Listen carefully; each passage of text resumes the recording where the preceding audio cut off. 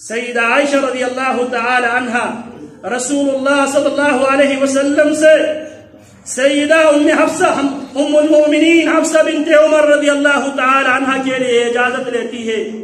پیارے پیغمبر اجازت دے دیتے ہیں تو سیدہ عائشہ کے خیمے کے ساتھ ساتھ سیدہ حفصہ کے بھی خیمہ لگ گیا. سیدہ عائشہ اور سیدہ حفصہ کے خیمے کو دیکھ کر ہماری ماں سیدہ زینب بنت جحش رضی اللہ تعالی عنہا ان کے دل کے اندر بھی ایک خواہش پیدا ہوئی، مجھے بھی عائشہ اور حفصہ سے پیچھے نہیں رہنا چاہیے، مجھے بھی اعتکاف میں بیٹھنا چاہیے. تو امی زینب بنت جحش نے بھی خیمہ لگا دی.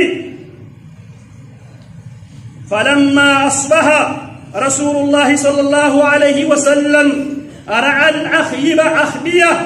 پیارے پیغمبر علیہ السلام اگلے دن جب صبح فجر نماز پڑھ کے آپ علیہ السلام خیمے میں داخل ہونے لگے، آپ نے وہاں پہ چند اور خیمے لگے دیکھ کر آپ علیہ السلام سوال کرتے ہیں، پوچھتے ہیں ما ھذا، یہ کیا ہے؟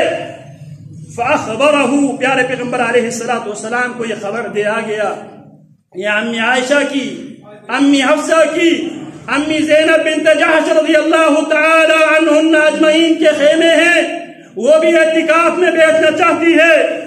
تو پیارے پیغمبر کیا فرماتے ہیں؟ آل بر تردن بہن.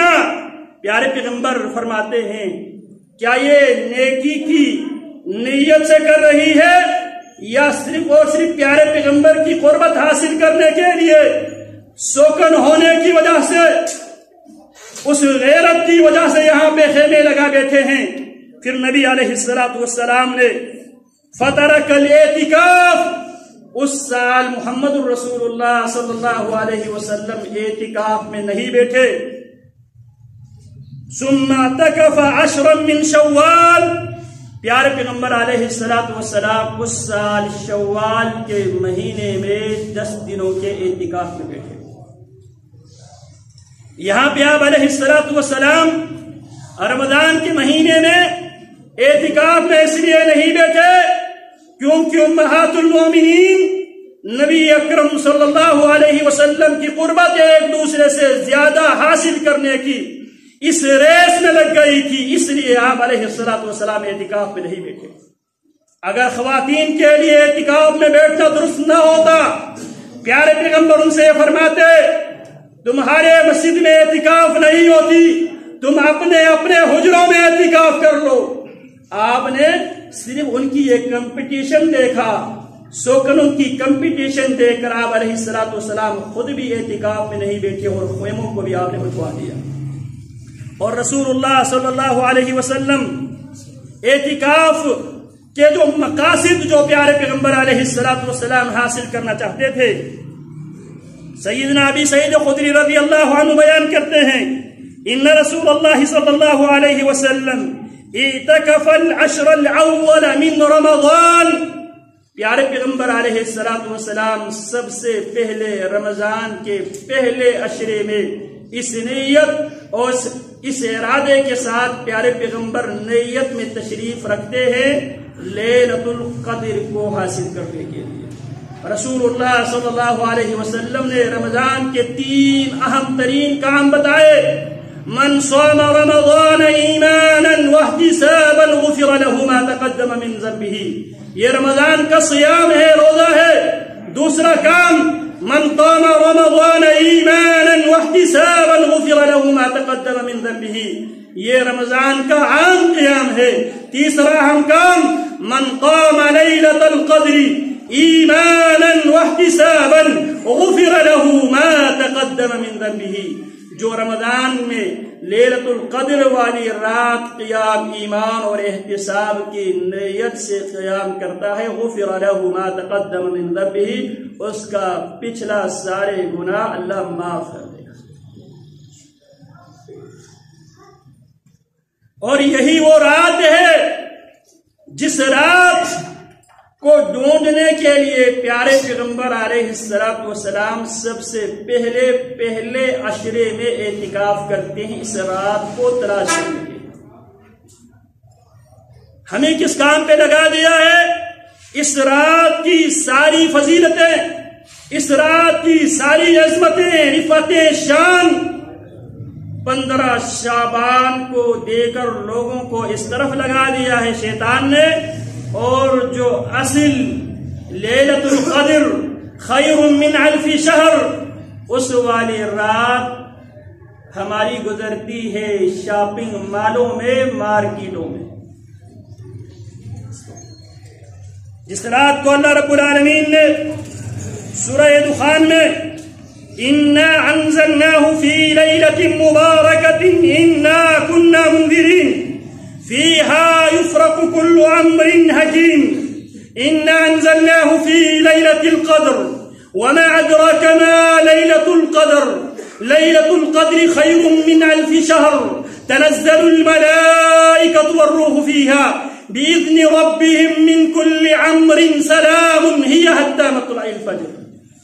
اس رات کی تلاش میں پیارے پیغمبر اعتکاف میں بیٹھا کرتے تھے۔ اس رات کی ساری خوبیوں، ساری خاصیتوں کو 15 شعبان کو لے کر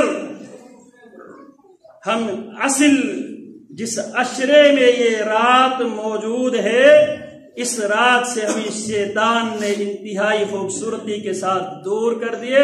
اس رات کو لوگ انتہائی جوش و خروش کے ساتھ مناتے ہیں، لیکن جس عشرے میں، جس مہینے میں لیلۃ القدر والی رات ہے، جس رات کو پانے کے لیے پیارے پیغمبر علیہ السلام سب سے پہلے عشرے کے آپ علیہ السلام اعتکاف میں بیٹھے۔ ثم اعتکف العشر الاوسط، آپ کو بتایا گیا پہلے عشرے میں قدر والی رات، لیلہ مبارکہ اس عشرے میں نہیں ہے، تو آپ علیہ السلام اس رات کو تلاش کرنے کے لیے دوسرے عشرے میں آپ نے اعتکاف کیا۔ فی قبۃ ترکیۃ سدتها حصیر، ایک ترکی خیمے میں جس کے دروازہ چٹائیوں کی تھی، ایک چٹائی کی دروازہ ایک پردہ لگی ہوئی تھی۔ قال فاخذ حصیرہ الحصیر بیدہ، پیارے پیغمبر علیہ السلام دوسرے عشرے کی اعتکاف مکمل کرنے کے بعد اس کے پردے کو ہٹاتے ہیں اور لوگوں کی طرف متوجہ ہوتے ہیں۔ فنہاها فی ناحیۃ القبہ، اس پردے کو، جو چٹائی کی پردہ اس خیمے پہ جو پردہ لگا ہوا تھا، پیارے پیغمبر اپنے دست مبارک سے اس کو سائڈ پہ کر دیتے ہیں۔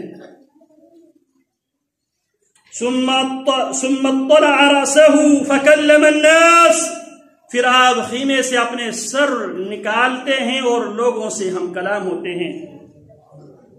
فدنوا منه، پیارے پیغمبر جب گفتگو کرنے لگے، صحابہ کرام پیارے پیغمبر کے قریب آنے لگے۔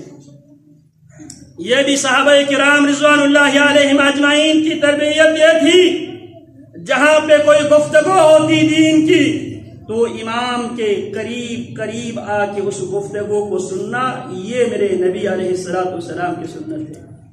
آج ہم اگلی جگہ خالی چھوڑ دیتے ہیں، پچھلی جگہوں پہ بیٹھ جاتے ہیں، پیچھے آنے والوں کے لیے ہم مصیبت کے سبب اور ذریعہ بن جاتے ہیں۔ اس طرف بھی ہمیں توجہ دینے کی ضرورت ہے۔ فَكَلَّمَ النَّاسُ فَدَنَوْا مِنْهُ، پیارے پیغمبر نے جب لوگوں سے گفتگو کی، لوگ آپ کے قریب آ گئے۔ ثُمَّ قَالَ، پھر جب لوگ پیارے پیغمبر کے قریب آ گئے، آپ فرمانے لگے، إِنِّي اعْتَكَفْتُ الْعَشْرَ الْأَوَّلَ أَلْتَمِسُ هَٰذِهِ اللَّيْلَةَ، میں نے پہلے عشرے میں اعتکاف اس لیے کیا تھا، میں اس رات کو، لیلہ مبارکہ کو، لیلۃ القدر کو میں تلاش کرنا چاہتا تھا۔ ثم اعتکفت العشر الاوسط، پھر پہلے عشرے میں وہ رات نہیں تھی، میں دوسرے عشرے کا میں نے اعتکاف کیا، شاید دوسرے عشرے میں لیلہ مبارکہ مجھے مل جائے، لیلۃ القدر مجھے مل جائے۔ اللہ اکبر کبیرہ، فرماتے ہیں ثم اتیتو فقیل لی، پھر میں آخری عشرے میں بیٹھنے لگا، مجھے بتایا گیا انہا